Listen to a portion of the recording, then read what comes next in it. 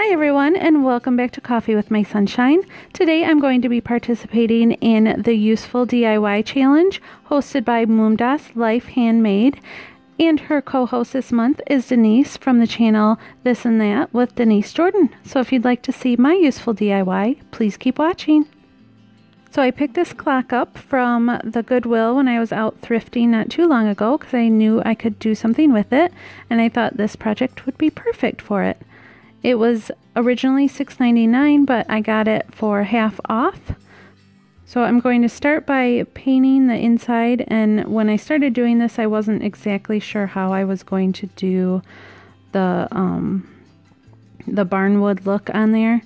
So that's why I started painting the inside, and then I thought about it and then realized I didn't need to paint the inside, that I would just do the outside circle because I wanted to cover up the numbers and stuff. So then after I did the first coat, I went ahead and started taking the clock apart because I didn't want the bottom piece on there.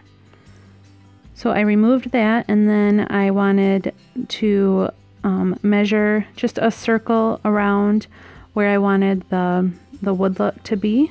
So I just used a pan lid because I figured that was around the size that I wanted. And I just double checked it, and then I laid it onto this scrapbook piece of paper.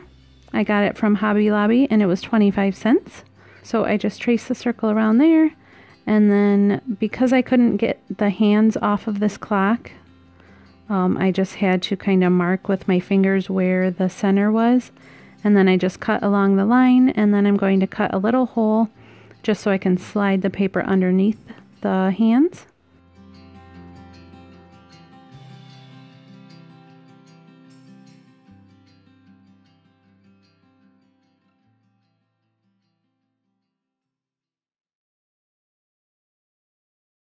I'm also going to paint the outside black, and this needed a few coats as well.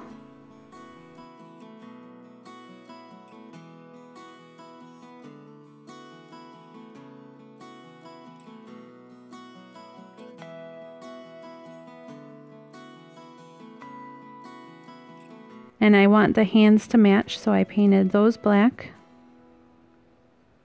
And then I took the scrapbook piece of paper out in the garage, and I sprayed adhesive spray on the back, which this was pretty difficult to work with just one person because it kept wanting to stick to the base of the clock. So sorry that my arm is in the way, but I had to work quickly.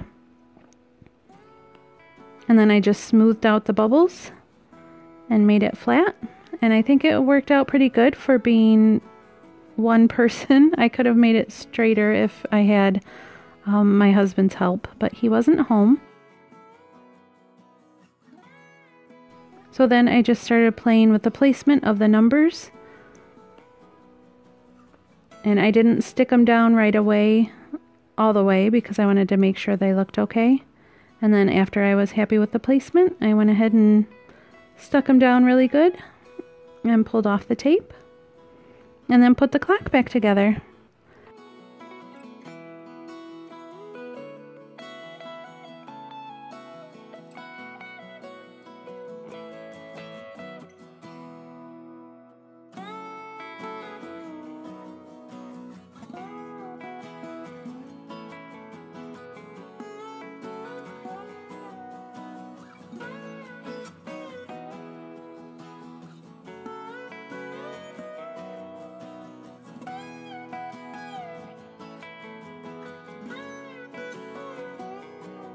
So let me know in the comments down below what you think of my farmhouse clock transformation. And also don't forget to head on over to the playlist. I will have that linked in the description box below.